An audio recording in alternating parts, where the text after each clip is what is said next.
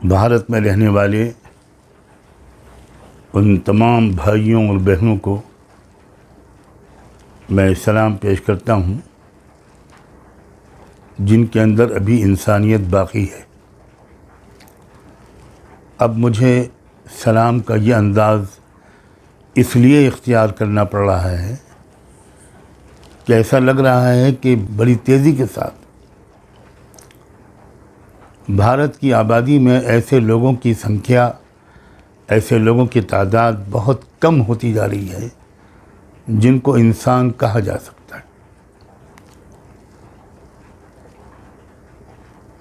Rail में सफ़र करते हुए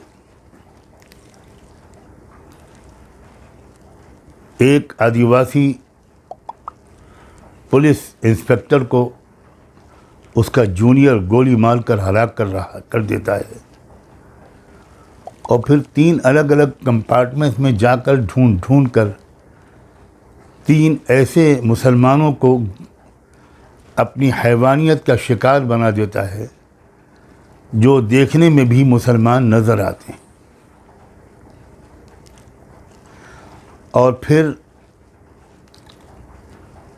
तड़पते हुए लोगों को देखकर वो कहता है कि अगर तुमको इस मुल्क में जीना है तो मोदी और योगी को वोट देना है। रात के अंधेरे में एक मस्जिद में घुसकर उस मस्जिद में एक नौजवान 19-20 साल नौजवान लड़के हाफिज़ इमाम साद जो वहाँ पर इमामत करता था उसे चाकुओं से गोद कर कुछ इंसान नुमा जानवर हलाक कर देते हैं। होम मिनिस्ट्री की रिपोर्ट आती है कि सिर्फ 3 साल के अंदर हमारे देश में 13 लाख से ज़्यादा लड़कियां और महिलाएं मिसिंग हैं, लापता हैं। कुछ खबर नहीं कौन दरिंदा उनको कहाँ भगा ले गया, कुछ खबर नहीं कौन सी लड़कियां जानबूझकर अपना घर छोड़कर चली गई, किनको किडनैप कर लिया गया, किनको रेप करके मौत के घाट उतार दिया गया। क्या अब भी हम नहीं जागेंगे? अब भी हम हिंदू मुस्लिम करते रहेंगे? अब भी हम इलेक्शन का खेल खेलते रहेंगे?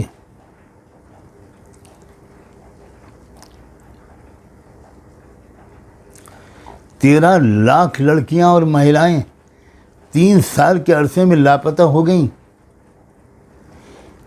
कितना बड़ा वाक़या है ये खबर आने के बाद तो पूरे देश में ज़लज़ला आ जाना चाहिए था। ये 3 साल वही हैं जिसमें बीजेपी और आरएसएस की सरकार है। क्या मैं अपनी बहनों से, क्या मैं अपनी बेटियों से, किसी भी समाज की हों, किसी भी धर्म का पालन करती हों, किसी स्टेट में रहती हों, क्या मैं अपनी बेटियों और बहनों से ये अपील कर सकता हूं कि अब खड़ी हो जाओ?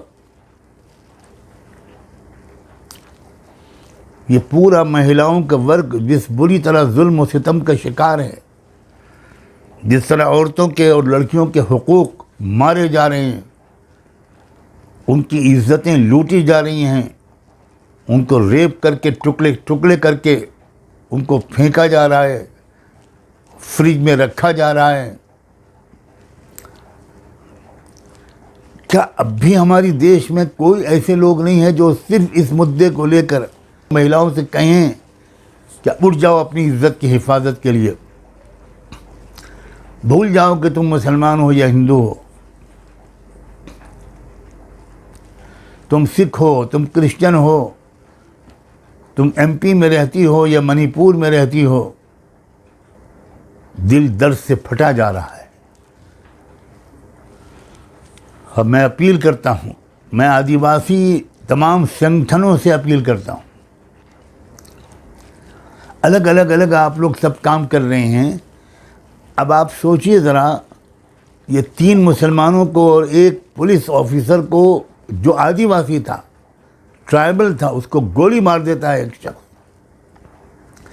क्या अब आदिवासियों और मुसलमानों को बिल्कुल इकट्ठा नहीं हो जाना चाहिए? जालिम तो दोनों को एक नज़र से देख रहा है, लेकिन ये दोनों जालिम को अलग अलग नज़र से अगर देखेंगे तो कैसे मुकाबला कर पाएंगे? कम से कम मेरी नॉलेज में नहीं आया कि किसी आदिवासी लीडर ने मुसलमानों पर होने वाले मुसलसल जुल्म के ख़िलाफ़ आवाज़ उठाई हो। मैं एक बार फिर दोहराता हूँ, मेरे इल्म में नहीं आया, मेरी नॉलेज में नहीं आया। मैं आदिवासी तमाम भाइयों और बहनों से, उनके लीडरों से, उनके जो संगठन हैं, जो संस्थाएं हैं, उनसे निवेदन करता हूँ, और उनसे भी और तमाम लोगों से भी, कि जब दूसरे समाज के किसी शख्स को निशाना बनाया जाए तो सबको उसके ख़िलाफ़ बोलना चाहिए। सिर्फ उसी समाज के लोगों को नहीं बोलना चाहिए जो जिस समाज से ताल्लुक़ रखता हो वो शख्स जो विक्टिम बना है, जो निशाना बना है। अब तो ये खुला एक ऐलान जंग है। हर चंद घंटे के बाद कुछ नए वाक़यात, कुछ नई घटना की खबर आती है। एक ईमानदार पुलिस ऑफिसर जिसने जान पर खेलकर एक बहुत बड़े फसाद से बचा लिया, कई घंटे तक उसने उन लोगों को समझाया जो कावड़ियों का रूप धारे हुए थे। वो थे कौन, वो तो हम नहीं जानते, जानने वाले जानते होंगे या खुदा जानता है। कई घंटे समझाया कि आपको जो रूट दिया गया आप उसी रूट पर जाइए। उन्होंने जानबूझकर वो रूट छोड़ा और उस रूट पर आए जहाँ मुस्लिम आबादी थी, और एक मस्जिद के सामने वो ज़ोर ज़ोर से डीजे बजाने लगे और नारे लगाने लगे। इस नाजुक इस सूरत हाल को भी उस इलाके के एसपी एसएसपी ने बड़ी समझदारी के साथ, बहादुरी के साथ संभाला और मैनेज किया। और वो लोग नहीं माने तो बहुत हल्का सा बल प्रयोग किया, लाठीचार्ज किया। कोई और ऑफिसर होता या वहाँ कावड़ियों की जगह पर मुसलमान होते या कोई और होता तो गोलियों से 10-20 लोगों को भून दिया गया होता, सैकड़ों लोग ज़ख्मी हो गए होते। और पुलिस ऑफिसर की इस ईमानदारी का इनाम उसको ये मिला, उसका ट्रांसफ़र कर दिया गया। क्या हो रहा है हमारे देश में, और ये क्यों हम लोग सब खामोश बैठे हैं? हमारे दलित भाई और बहन, मैं एक बार फिर कहता हूँ कि मुझे किसी शेड्यूल कास्ट के लीडर की तरफ से कोई बयान सुनने और देखने को नहीं मिला। हो सकता है कि मेरी जानकारी की कमी हो। वो यूपी की घटना हो, हरियाणा और मेवात की घटना हो, ट्रेन की घटना हो, जयपुर बॉम्बे एक्सप्रेस की, या कोई वाक़या हो, सबको बोलना चाहिए। अपने गुस्से का, अपने गम का इजहार करना चाहिए और मिलजुल कर एक कोशिश शुरू होनी चाहिए। वी आर टू लेट, हम बहुत ज़्यादा ताख़ीर हो चुकी है।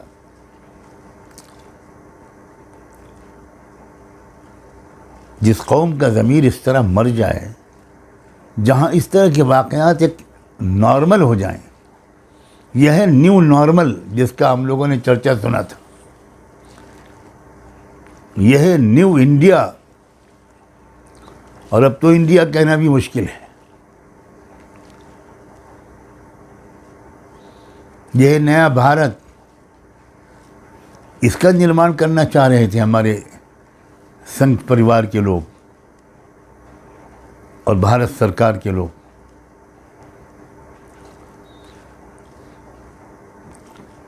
कितनी बदनामी हो रही है।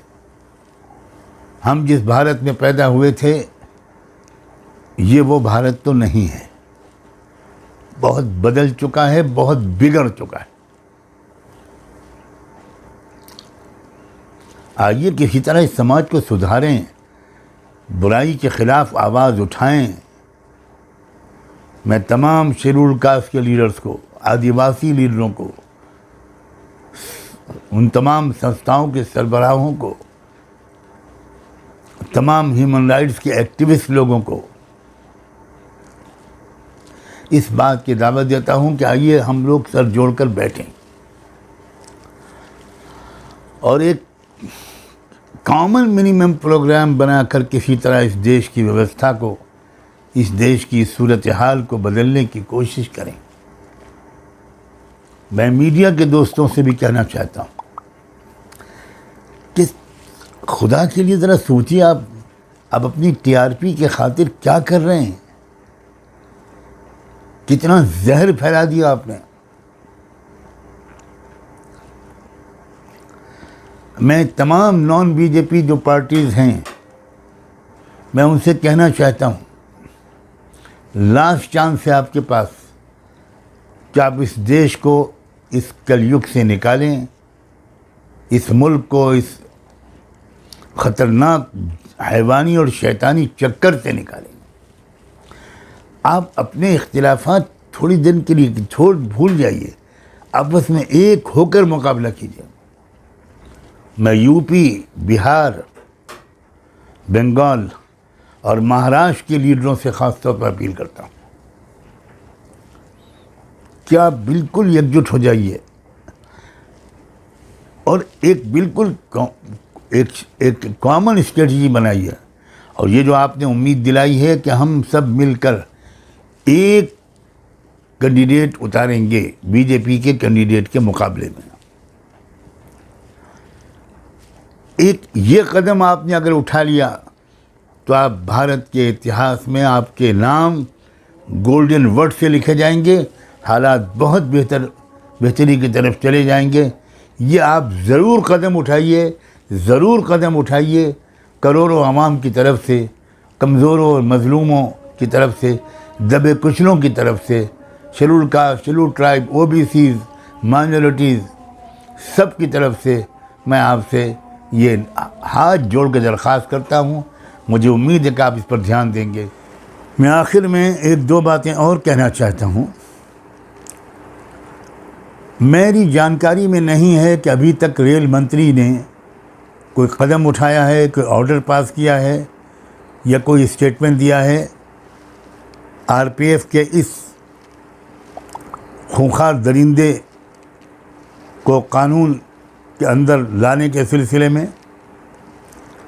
क्या चार्जशीट बनेगी, कौन सी एफआईआर दर्ज की गई है और किन धाराओं में ऐनी गवाहों के साथ इस केस को लड़ा जाएगा ताकि कैपिटल पनिशमेंट से कम इस दरिंदे को कोई सज़ा न मिले भारतीय कानून के मुताबिक। मैं फिर कह रहा हूं कि मेरी जानकारी में नहीं, हो सकता है कि उन्होंने कोई बयान दिया हो और मेरी नज़र से अभी न गुजरा हो। इसी तरह होम मिनिस्टर साहब, उनका भी कोई बयान मेरे सामने नहीं आया। मैं ये उम्मीद नहीं करता कि इतने एक्टिव हमारे होम मिनिस्टर, अभी तक उन्होंने कोई इस सिलसिले में साफ बयान जारी न किया हो। लेकिन मैं सिर्फ ये कह रहा हूँ कि मुझे अभी उनके किसी बयान के बारे में जानकारी नहीं मिली। दुआ करता हूँ और उम्मीद करता हूँ कि उन्होंने कोई बयान और कोई इंस्ट्रक्शंस जारी कर दिए होंगे। फिर इससे भी आगे बढ़कर इस खूंखार दरिंदे ने दो नाम लिए, हमारे मुल्क के रिस्पेक्टेड प्राइम मिनिस्टर का और उत्तर प्रदेश के ऑनरेबल चीफ मिनिस्टर का। यकीनन इन दोनों ने कोई बयान जारी किया होगा कि हमारा कोई ताल्लुक इससे नहीं है, हमारी कोई जिम्मेदारी नहीं है और हम स्ट्रांगली कंडेम करते हैं और इसको हम लाएंगे, इंसाफ के नीचे कानून नाफिज होगा। हमारे उत्तर प्रदेश के चीफ मिनिस्टर तो एक धार्मिक रहनुमा भी हैं, उनसे भी यकीनन मुझे ये उम्मीद है। और प्राइम मिनिस्टर तो एक इंटरनेशनल शख्सियत हैं। मेरी जानकारी में अभी तक नहीं आया। मैं इंतज़ार भी कर रहा हूँ, दुआ भी कर रहा हूँ। और अगर आप में से किसी को कुछ मालूम हो कि हमारे दोनों इन बड़े लीडरों ने, प्राइम मिनिस्टर ऑफ इंडिया ने और चीफ मिनिस्टर ऑफ यूपी ने, कोई बयान जारी किया है, कोई कदम उठाया है, तो मुझे ज़रूर मुत्तला करें। ये अजीब अफसोस की बात है, 3 मुसलमान बेगुनाहों को जो बेचारे ट्रैवल कर रहे थे, सफ़र कर रहे थे, न कोई जुलूस में थे, न कोई जलसे में थे, न बोल रहे थे, न कोई प्रोटेस्ट कर रहे थे, उनको गोली मार दी गई। तो इन दोनों को तो बहुत खुलकर सामने आना चाहिए कि ये हमारा नाम लेकर बदनाम किया गया है। हम किसी कीमत पर इसको बर्दाश्त नहीं करेंगे। अगर इन दोनों ने बयान जारी कर दिया है तो मैं वो बयान सुनना और देखना चाहूँगा, और मुझे उम्मीद है कि उन्होंने जारी कर दिया होगा। लेकिन अगर नहीं किया तो मैं इस पर अपने ताज्जुब ही को ज़ाहिर कर सकता हूँ और ये रिक्वेस्ट कर सकता हूँ कि विदाउट एनी फर्दर डिले, मज़ीद ताख़ीर किए बग़ैर, ये दोनों लीडरान इस बात को कंडेम करें। कितनी हैवानी गैर कानूनी हरकत इन दोनों का नाम लेकर की गई है। एक नाम और सुनाई पड़ रहा है उस वीडियो में, ठाकरे। मेरी समझ में नहीं आ रहा इससे कौन से ठाकरे मुराद है। क्या अगर उद्धव ठाकरे जी मुराद हैं, क्योंकि ये महाराष्ट्र में घटना हुई है, तो अगर ये उद्धव ठाकरे मुराद हैं तब तो उद्धव ठाकरे को तो खुलकर सामने आना चाहिए, उनको प्रेस कॉन्फ्रेंस करनी चाहिए और स्टेट का मसला है तो स्टेट को बहुत ज़ोरदार अंदाज से इस शख्स के ख़िलाफ़ एक मर्डर का केस चलाना चाहिए, सारे सबूत सामने रखने चाहिए।